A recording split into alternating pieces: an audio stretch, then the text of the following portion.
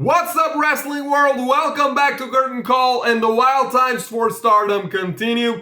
It's been questionable decision after questionable decision, twist and turn after twist and turn, and the icing on the cake came at the second night of Stardom Sapporo World Rendezvous when Taro Okada finally gave us his coup de grace. But to recap what I said earlier, two of the most important factions in Stardom history are no more. Maika's lackluster reign as world champ only lasted a little more than half a month. And Sayaka Mitani is now a heel. Like I said, guys, too much to handle. The only good outcomes coming from the event were the arrival of Neo Genesis as a faction and Natsupoi winning the Wonder of Stardom Championship, a win that was long overdue for her. But considering the impact of the questionable decisions, I may be forced to leave the good outcomes for perhaps another video. Before we begin, I want to confess something to you guys. When Taro Okada came in and the dust settled, I liked the direction of his booking. I liked where he was going. Rossy Ogawa was a good booker. He had his pet peeves, he had his fetishes, but he was a good booker. The only problem that I had with Rossy Ogawa as a booker was that his booking felt sometimes too predictable. When you got into a big feud or a title match, you already knew who was winning, you already knew who was losing, who was going under and who was coming out on top. There was a point in Rossy Ogawa's booking history where a world title reign would last from one Dream Queendom to another Dream Queendom, and that would make things extremely predictable. After his sudden departure, and I believe most of you agree with me, an element of unpredictability was needed. Stardom's landscape needed to be shaken. There needed to be somebody who was capable of shaking that same landscape. Apparently, Taro Okada was that somebody, and he started good. He started good when he made Tekla a heel by making her join the Edotai. And I said this in off to friends of mine. I stated this on my social media. Considering her mannerisms, the way she moves, the way she wrestles, the only way to make Tekla seem like a credible threat was to book her as a heel. And Tekla needed a revamping in her character, just like Natsupoi needed a revamping in her character when she was at DDM. Both of them were nothing more than an afterthought at the respective times. The only spotlight Tekla got, basically, was when she would team with Giulia as part of Mafia Bella, either at house shows or when the Tag League came in. So, Tekla got her revamping just like Natsupoi got hers.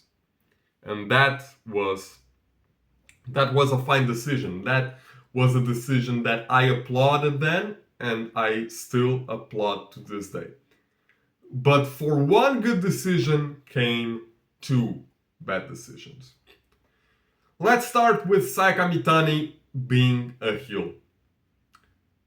Once again, I don't have any doubts that Sayaka Mitani, being the excellent babyface that she was, she has everything needed. She has all the tools to be an excellent heel. My problem with Sayaka Mitani being a heel is, for instance, Tekla's heel turn and Tekla's behavior as a heel. You can tell it seems natural. You can look at her and you can watch her matches and you can watch her promos and you can tell it seems natural. Sayaka Mitani run as a heel might not seem that natural. Sayaka Mitani's run as a heel not only might not seem natural, but it may as well fall on deaf ears. Why? Because not only was Sai Kamitani a natural babyface, but with the departure of Utami Hayashishita and Sai Kamitani assuming a leading position in Queen's Quest, Sai Kamitani had everything to establish herself not only as an excellent babyface, but as the alpha female in Stardom, the top competitor, the one that everyone wants a piece of. And Taro Okada simply didn't let her do that. Taro Okada gave us hope. After breaking up Queen's Quest, he gave us hope that the stable would be revamped. It would rise from the ashes. For a short amount of time, Taro Okada paired Sai Kamitani with Ryan, that 16-year-old rookie, and that gave us the impression that we would see a new Queen's Quest with new intentions, new elements, new goals. But then again, comes this heel turn, I believe it wasn't needed. And not only that, comes the confirmation of a certain fetish that Taro Okada has with Oedo Tai members. It's been clear basically from day one that Taro Okada is very, very inclined to push Oedo Tai. I mean, you may correct me if I'm wrong, but Thekla joining the stable was the first sign. But I was far from believing that Taro Okada would have such a fetish with Oedo Tai to the point of pushing them almost to the moon. And with that comes Natsuko Tora being champion and Maika's reign only lasting a little more than half a year. Don't get me wrong, I like Natsuko Tora. I called for Natsuko Tora to receive a push. I called for Natsuko Tora to perhaps be the next World of Stardom champion by the end of this year, because her performance in last year's 5-star GP was nothing short of amazing. I mean, you're not talented enough if you don't give a good replica against someone like Natsupoi, who Stardom has always been intending to push for a couple of years now.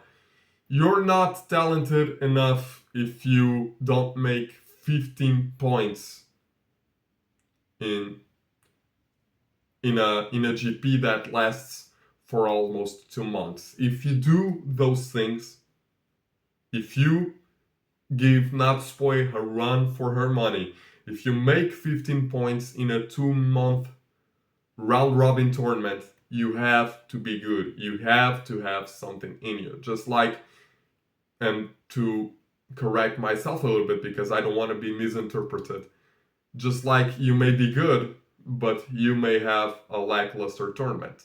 That's not my point. The point that I'm trying to emphasize is not that only good wrestlers make 15 points in tournaments, or only good wrestlers give other top wrestlers a run for their money.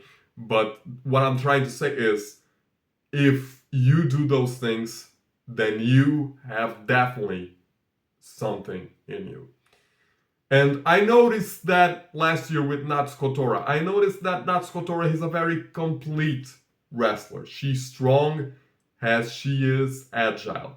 She is very commanding. Her presence as a heel is one of power, one of intensity, one of aura.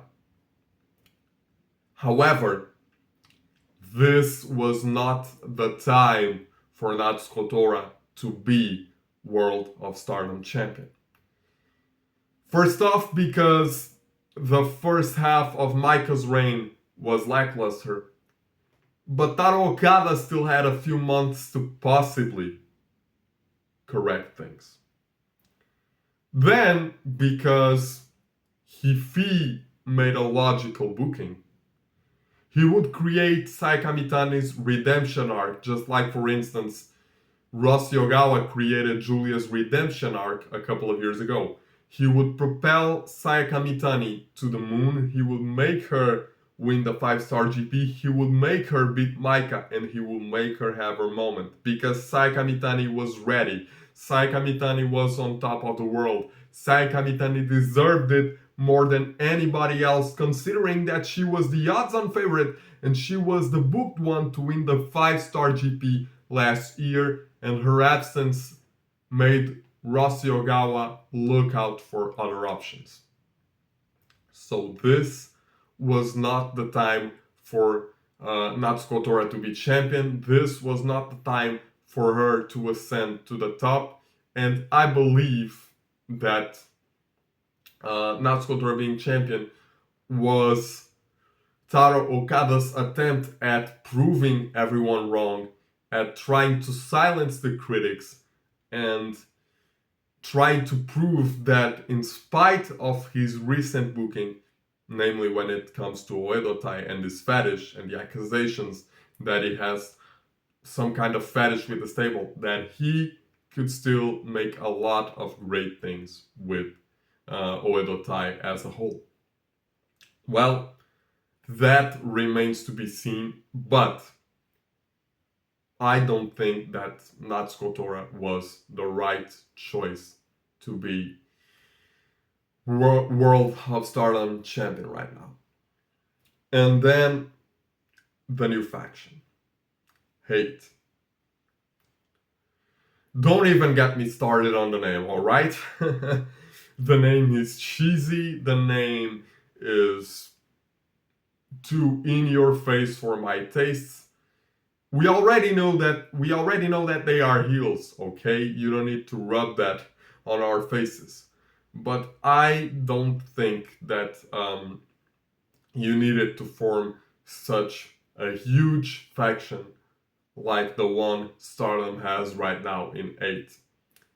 Because sometimes when factions have a lot of members, like 6 to 7 members or so, some of them, mainly the younger ones, get to be a little bit lost in the mix.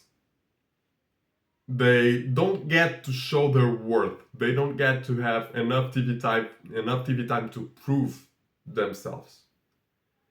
And unfortunately, I believe that's what's going to happen with Hate. I believe that the spotlight right now will be mainly on Sayaka Mitani. It will be mainly on Natsuko Tora because she's the world champion.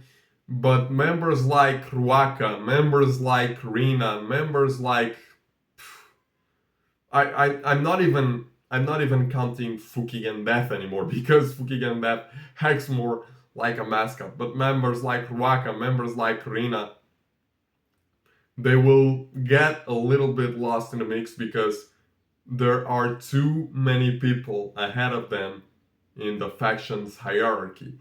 With Sayaka Mitani entering, with Natsuko Tora ascending to the top, they will basically be relegated to new blood shows if Stardom produces any from this point forward. So the analysis that I have to make from these 3 decisions is that the decision to break Queen's Quest and Oedo Tai was awful. I mean, if they wanted to give us hope, why would they break Oedo Tai? Why would they break Queen's Quest, right? And why would they kind of merge it with Oedo Tai? Maika's lackluster reign lasting a little bit more than 6 months was awful as well. And I get it. Perhaps the only good title defense Maika ever had was against Momo Watanabe at All-Star Grand Queendom. Maika, there was, I don't think if it was the June pay-per-view or something, but there was a pay-per-view in which Maika didn't even defend her title. So Taro Okada still had a couple of months to correct things and to try to make Micah's reign seem not as lackluster as it ended up being. But the fact that he ended it so abruptly when he still could have made things right makes it more lackluster than we already knew it was. And then the formation of the stable. I don't think it's the right decision. I don't think it's the right decision to make Sayaka Mitani a heel, considering that she won't probably be as natural as Tekla is at this point. I don't think that having a stable so big, such as Hate, benefits all the members, but, well, only time can tell if this will work, and I seriously hope it works, because I'm gonna tell you something, guys. My interest in Stardom is at an all-time low. The only reasons as to why I watch Stardom currently is because of Neo Genesis and because of Not Spoiled, basically.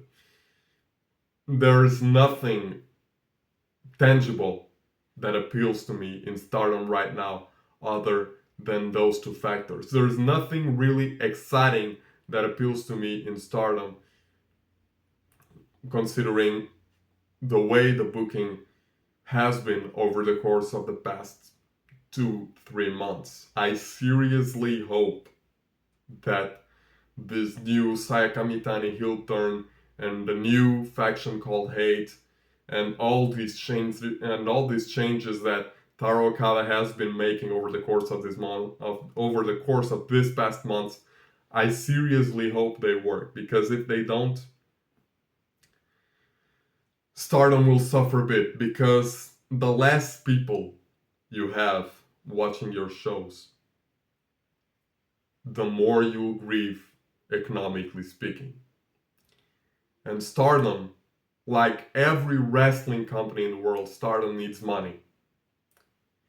And if they are drawing people away from their product with dumb decisions like the ones that we've been witnessing, they won't get the money that they need, and they will probably get through some hard times. I seriously hope this works, guys, for the benefit of Stardom and for the benefit of each and every one of us as fans. But that's it, guys. Let's call it a day for today. Remember to like, to comment, and to share the video with your friends and your family. Tell me, what did you think of Stardom Sapporo World when they viewed the first day and the second day? What, in your opinion, were the best decisions, and what, in your opinion, were the worst? I want to see your comments. I want to see your opinions down below, and I'll see you in the next video. Peace, love, pro wrestling. Yes, sir.